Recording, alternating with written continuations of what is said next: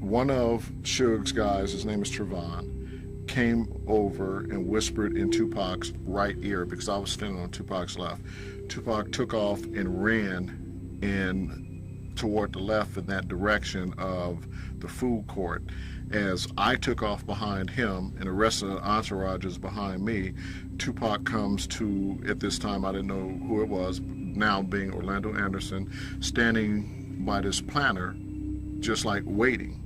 And Pac just ran up on him and then Orlando Anderson swung back. At this time, Pac's medallion broke. When he reached down and grabbed the medallion, I grabbed him and got him out of the fight. It was the day and the time that we're going to pass away, I believe, as a Muslim is already written. And speaking of Vegas, right, you was telling me before the interview that you had something that you wanted to clear up, right, about Tupac, Trayvon Lane in Orlando? Yeah, Trey, you know what I mean? Trey never went to Pac specifically and say, yo, Pac, this and that. Pac was all together with Trey homies from his hood. He was telling his homies, that's the dude I got into.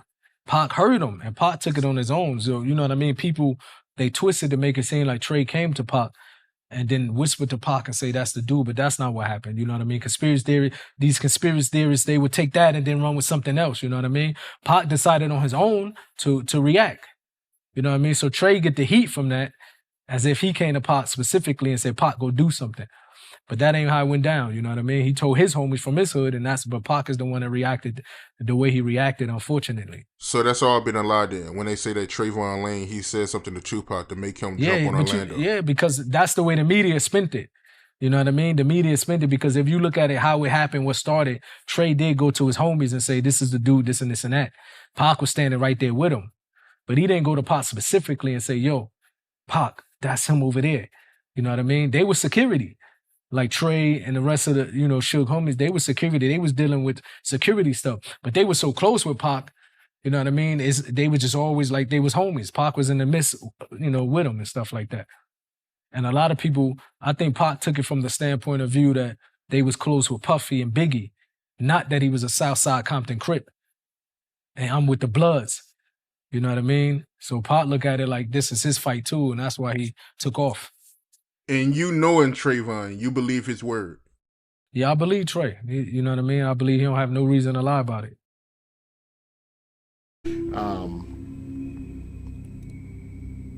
One of Suge's guys, his name is Trevon, came over and whispered in Tupac's right ear because I was standing on Tupac's left. Tupac took off and ran in toward the left in that direction of the food court. As I took off behind him and the rest of the entourage is behind me, Tupac comes to, at this time I didn't know who it was, now being Orlando Anderson, standing by this planter, just like waiting. And Pac just ran up on him and then Orlando Anderson swung back. At this time, Pac's medallion broke.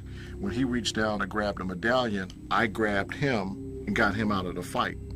By the time the entourage who was behind me had gotten there, the footage that is from the MGM everyone sees, Orlando Anderson's on the ground and everybody's kicking at him, beating him down or whatever.